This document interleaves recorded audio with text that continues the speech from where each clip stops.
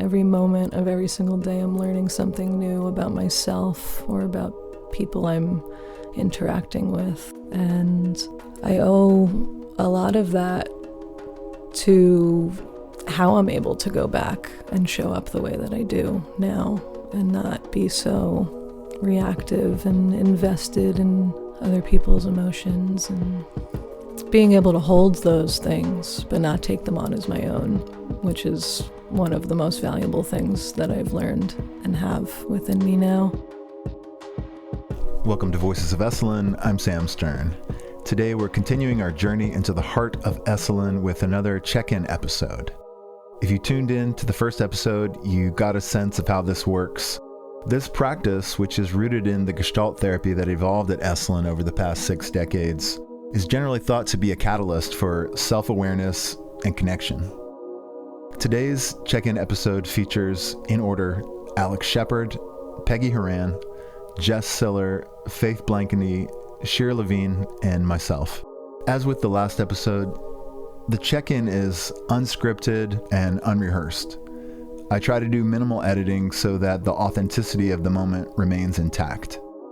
Is a podcast check-in the same as a closed check-in? No, it's probably not. But surprisingly, as this project continues, I'm finding that it's not that hard to dive into that intimate space of self-reflection and connection. It just kind of happens. So, I invite you to sit back, relax, and join us for another round of sharing. I hope that you find something in this episode that resonates with you. This is Alex Shepard, Esalen massage practitioner. Slowness. It's palpable. That feeling, that connectedness.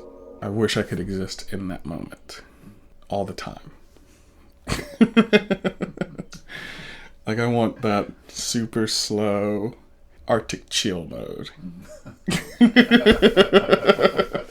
It's been nice to take a step back and kind of look at a macro view of the progress that I've had here. And I feel like I had an abridged 20-year session normally at Esalen, but condensed down into 4 years. Yeah. I feel like I hit all the highlights that you do here at Esalen, you know? Like, I was in upper management, I left out of that, I fell in love, I fell out of love, I fell back in love, I found a new career path, you know? I've changed how I show up here and what I am here so many times. That's brought in newer versions of myself, like pathways that I didn't know were there. Now I'm in the healing arts. Me leaving the kitchen came with me also leaving here, is like living here. Within 3 months, life drastically changed. And I was like just going with it, not really sitting down and processing every moment of what that was. What does that mean for me? How do I show up now? How do I move? And I feel like that's very damaging. It's been hard to see what's going on in the world and be here, because it makes me feel like I'm not doing enough, you know? We get to live in like this little enclave, you know, which is gorgeous. And I think that the people doing the work here are very important, and it's also changing the world on a daily basis. And I want something tangible that I can feel that I'm doing, that I can feel that I'm adding to the world in some kind of way, especially now with like so many people that are scared and hurt and unsure of what life is going to look like for them. It's weird to like take that drive in the morning, beautiful Highway 1, get to turn into this like idyllic landscape full of so many amazing minds and people, and then you get like absorbed into it, which we need. And then for me, when I leave it, I'm like, what did I just do? There's so much going on. Can I help somebody? You know? And I'm sure that's some form of some weird southern guilt. Yeah. It's interesting to realize how it affects me, though. And I'm definitely going to throw that into the pot of why my month has been wild and hectic, because, like, coupled with the work that I'm doing and still feeling like I'm not doing enough is like a burden that I should not put on myself. And I don't know how to get from underneath it. We had our Healing Arts check-in yesterday, and Topher said, like, you know, we all express how we feel about what's going on. And he said, like, you have to remember that people are coming here probably feeling the exact same way that you are. And if they're on your table, you're giving them that peace of mind for 75 minutes for them not to feel what you're feeling. In that, you're helping change people. You're helping change the world. You're helping people acclimate. Because I think, like, the coming years are probably going to be something where it's like, find your practice, dig in, know your community, love people, show kindness, connect, be intentional. That's what's going to change. That's what's going to make the shifts that I want. And it's hard to know that because it's not that instant change. It's not that payoff, that endorphin payoff that I want. And sitting with that is also a meditation. Sitting with knowing that it's not going to be some, like, flip a switch, turn the light on, situations change. Change comes in pennies and nickels, you know, slowly over time, like erosion, not lightning. That's how the world actually progresses. And I think in only, like, moments of slowness can we really remember that and appreciate that. This is Peggy Horan, an Esalen massage practitioner and Esalen community member for more than 50 years. There's been so much lately, so much for me personally to hold. And this morning I felt, God, I'm crumbling, and I'm not used to crumbling. I'm used to being able to hold whatever comes my way, and the family and the kids and the grandkids. And I have these aches, you know, what shoulder thing, a thing, you know, on my leg. And I just, like, what is this? Like, am I manifesting my weak crumbliness in this way, or what's going on? And so for me, when I physically am not myself and not feeling strong, it brings me down, and I struggle with that. I'm going to be 85 years old, so what do you expect, you know? But I expect to be well. That's how I'm programmed myself. So yeah, so I guess just a lot of that, and within, you know, the family and the home life. And then in addition to that, well, my one daughter moved to New Zealand, which you know, so I'm really missing her for the holidays, you know, the family, and that's been rough. Yeah, and work-wise, I'm struggling there too. You know, just being down here, is that we're going on our second year of isolation on the South Coast, and the drive around is certainly doable, and I've been doing it. But what it means here is that I've got to get somebody here to be with my husband because he needs somebody around. And that makes it doubly complicated. So I haven't been able to work much, which is hugely frustrating for me because I want to be working. It really fills my heart and my soul and gives me a sense of more purpose. And my connection with Esalen, I mean, it's been over 50 years, and I'm so connected and have so many people, and just the way I feel when I'm there, and the familiarity, and the, you know, the depth of connection. I miss it. That's been a struggle. And I keep reminding myself that things will change, you know, and it will get better, and the road will open again. And hopefully I'll still be well enough to continue with the work that I love in one form or another. I've actually moved into coaching some, and I'm enjoying that a lot. And that requires less of me physically, which is good too. So I'm hoping to develop that. And doing that at Esalen has been great because there's clientele there. There's people who are interested.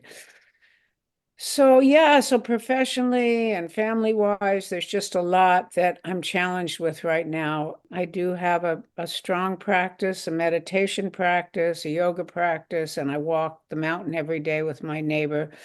So, you know, I have some things that I can lean on. I took a walk this morning, that helped.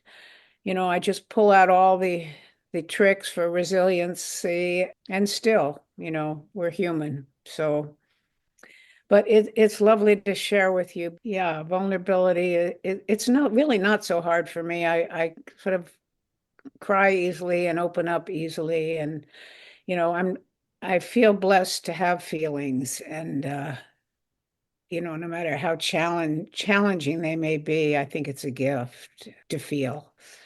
So that's kind of my story this morning. And thank you. Thank you for listening, and thank you for your support. This is Jess Siller. Yeah, so a lot has changed since our last episode. I have moved into a new role here at the Esalen Institute. My new role is the Director of Guest Services, which has been so fun to take on. Being able to collaborate and work with different people across the organization, getting more interaction with our guests is something that I'm just so stoked about. This place has done so much for me, even before I was a staff member. Just as I visited as a guest, it completely changed my life in the most radical way possible. And I am just so excited that I get to be a part of that for other people that come here. And when I first got here, I was able to do that by making the rooms and spaces across this property as clean and safe feeling as possible, so that people can come here and land in a place where they feel safe to be vulnerable and have the experience that they're meant to have. And now I get to do that by being an ambassador for the guest experience. And that means a lot to me because of the experiences that I've had here. I don't feel that I ever lost my passion for this place, but I feel like it was almost like more wood was added to the fire, and it's just raging in the best way, in the most beautiful way. And I just feel so honored to support and contribute in this way. It's been the best 4 years of my life as of about 3 days ago, my 4-year Esalen anniversary. I'm also getting ready to head back to New York and see my family for the holidays. On Thursday, my flight is. I'm really looking forward to that, which is kind of a new feeling for me. Holidays, Christmas, Thanksgiving have been particularly challenging for a couple of years now, even before I came to Esalen. Yeah, just the workings of having divorced parents and maybe some complicated relationships that have gotten significantly better. I was trying to find a better word for that, but softer and more open. And I've changed and I've grown since being here. And going back to New York always allows me a beautiful opportunity to use all of the tools that I learn here at Esalen every single day. Every moment of every single day I'm learning something new about myself or about people I'm interacting with or just the world in general. And I owe a lot of that to how I'm able to go back and show up the way that I do now and not be so reactive and invested in other people's emotions, and being able to hold those things but not take them on as my own, which is one of the most valuable things that I've learned and have within me now. Yeah, so I'm looking forward to that. I'm looking forward to seeing my grandmother and my mom and my dad and my sister just bought a house. She got married this last May that I officiated her wedding, and now I get to go back and see the house that she purchased with her husband. And yeah, I'm excited to play music with my sister and my dad and see him play in his band at a place that he always plays at. And yeah, just enjoy my family for who they are, for the humans and the souls that they are. Which I don't know, I don't think is something that I was emotionally ready to do in the past. And this year I feel ready to do that. Yeah, that's what I'm sitting with today. My name is Faith Blakeney, and I came to this land for the first time. This holy land, in March as part of the LEAP program. And it completely changed my life. I was in a cohort of 16, and I can honestly say that I saw every single person in my cohort go through a radical transformation. I was blown away. I was in a time of big transition. My daughter was a rising senior in high school, and I'm a single mom. I've been raising her on my own her whole life. And I was just looking at my life, and I had a lot of questions. My daughter is like, one day she asked me, she's like, how you doing? And I was like, I'm going to be really honest. I'm bringing into question everything. And she's like, oh, so you're going through a midlife crisis? And I was like, well, I'm 47. And I was like, yeah, let's call it that. So yeah, since then, I got very clear several weeks into the program that I'm meant to be here at Esalen for longer than 1 month. And literally the day that I left Esalen, in a hotel room in Santa Cruz, I applied for the REAP program. I was like, not going to wait a beat. And so I, packed up all my things in Los Angeles, the few things that I had left, because before I came here for the LEAP program, I had actually let go of my home and sold most of my worldly possessions. And so I packed up the rest of my things, and I brought my daughter to New York. She started at FIT, which was super exciting and really beautiful. I got her settled into the dorms. And then I flew back to Los Angeles, and I packed up my car, and within 24 hours, I was here, back on the land, moving into my dorm for the REAP program. So that was cool. It was really sweet. I remember in the beginning talking to my daughter, and she was having funk with her roommate. And I was like, I can relate. This is what I did. And we're like both, going through this integration process into our new kind of dorm situation and our new housing situation and our new lives. Except that, of course, I'm almost 50 years old and she's 18. Yeah, it's been this really beautiful, wild transition to be here. I am working in the kitchen when I applied to be part of this program. Essentially, you can either be in the kitchen or you can be part of housekeeping, which they call cabins. And I was asked, what department do you want to be in? And I sat with it for a minute and I said, I might have some inclinations in this regard, but put me where I can best serve. I kind of gave it over to God. And God put me in the kitchen. So that's where I've been. And the REAP program is 3 months long. And I got pretty clear during the REAP program that I wanted to stay. And so I'm in my 2nd month of extension in the kitchen. And it is a lot of work. I also went from making $300 an hour as an interior designer out in the Matrix. And I've never felt such a sense of belonging and purpose as I do now here working at Esalen, which is really profound, really profound. I think one huge takeaway for me in being here, and I've always known this about myself, people ask, I remember I had this life coach and she was like, when you are your highest self, Faith, who are you? What's her name? What does she look like? And I was like, I'm a kibbutznik, I'm like a communal liver, and when I'm my highest self, I'm in community, bringing joy and bringing beauty and lifting people up. That's what I feel like I get to do here on a daily basis. This is my kibbutz. I continue to be grateful. I continue to see people around me transforming, whether they're here for a week or a month or years. I continue to be utterly awe-inspired by the beauty of this place. It's like I kind of can't believe that I still, when I walk through the garden, or every single time I see a sunset, it feels like the first time.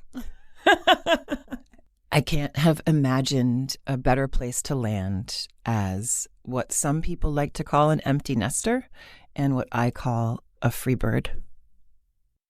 And I'm extraordinarily grateful to be here and to have found this sacred, sacred spot. I'm Shira, Levine. I am happy to be back here. It's been, I think, 3 months since I was here last. And I'm feeling really good today. I've had a few rough days. Just was a little under the weather. But today I'm feeling really good. I'm feeling really creative and just, I'm feeling really full. I brought my mom here. It was her first time to Esalen. And I'm just enjoying this adult relationship I have, this adult friendship I have with my mom. Bringing her here so she could kind of meet the characters behind the stories, just see the land, feel what it feels like to come down the hill was really exciting for me.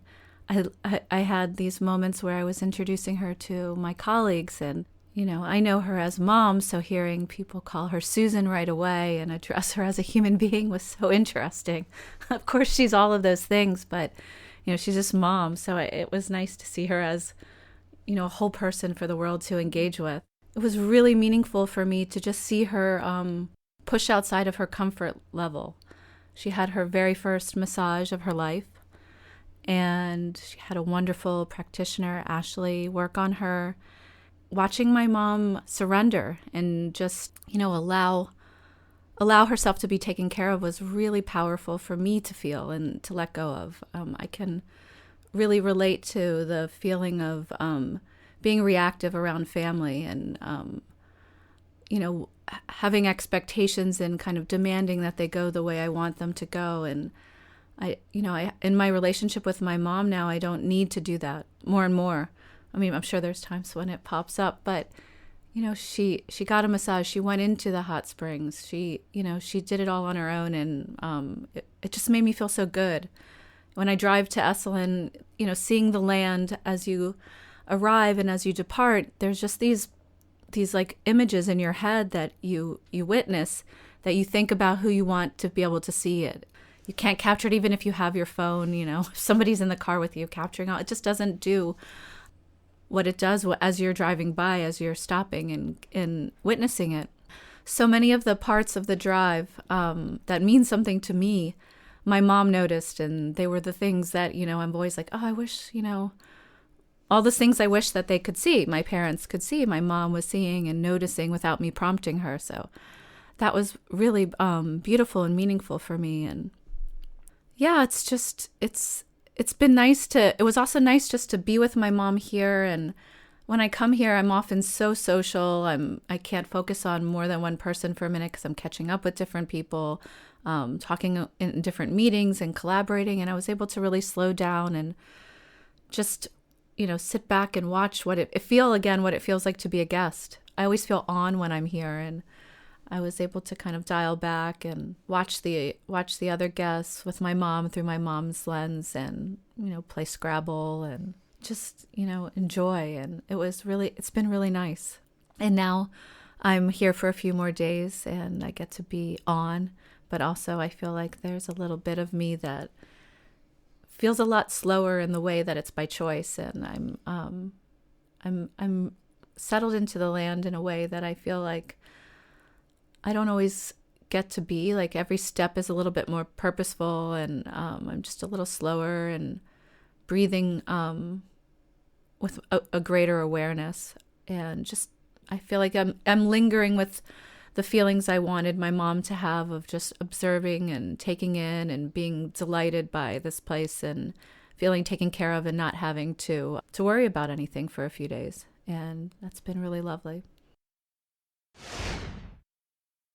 I do love the whole tradition of checking in and sharing and like speaking the unspoken. I think part of it is because I came from, my dad is a psychoanalyst, or he became a psychoanalyst. He was a teacher at UNC, professor at UNC. And then probably when I was about 12, he switched over full time to being a psychoanalyst. So people always ask me my whole life, like, did your dad psychoanalyze you? And it's not I wouldn't say that at all, but it's more like he always engaged in a kind of depth in the conversations that we've had that is somewhat reminiscent of this process of like sharing.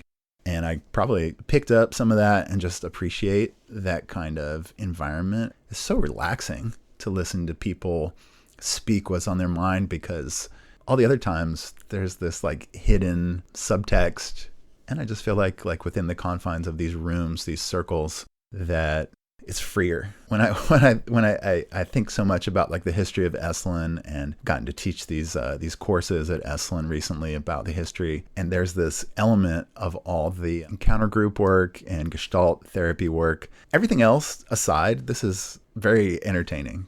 Other people are interesting, and so much more so when it's like a layer gets peeled back. All that said, I don't always like the process of like peeling back my own layers. There's like a lot of empowerment that I feel for being a tough nut to crack. But then there's also like the exhibitionistic thrill of having the imaginary spotlight on you when you get to talk and finally say your piece. So those two little impulses do battle with me a lot. Other than that, my relationship with my child continues to be not as smooth as I would hope for it to be. And I keep getting triggered. And I wish I could act in a way that would befit a person of my age, and but I don't. I feel like I take the bait, but it's hard, She really just favors my wife so much that, and she's really open with it and direct about it, and I end up feeling excluded, and I hate that feeling. And there's something that particularly rankles me in that I spend so much of my time and energy working on my relationship with her and family, and like I'll put in so much blood, sweat, and tears. Don't I at least deserve to be loved for that, or something like that? Now, I keep coming back to this realization that I've had. It really helps when I have some therapy to talk to somebody about it, but I came to this realization. It's like, it's not a regular relationship. It's not a regular give and take. I need to have a come to Jesus moment with myself and be like, but it's confusing, because throughout my life, if anybody has treated me bad, then I think it's a matter of self-respect to defend myself, get back at them, or at the very least be like, peace, I'm done with you, and I can't do any of that with my kid. So again, befuddles me, and then I end up feeling angry and helpless. I'm excited. I'm going down to LA to do some speaking. I'm excited about that, nervous, and I'm going to try to be funny. I don't want to like end my life and be like, I didn't go for what brought me joy. Change comes in nickels and pennies. It can come slow. Could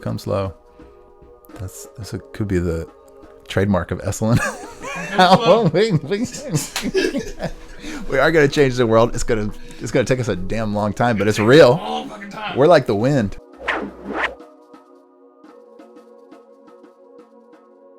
Thank you for listening to Voices of Esalen. Our show is produced in conjunction with Shira Levine. Our theme song is by Nico Holloman. Until next time, be well.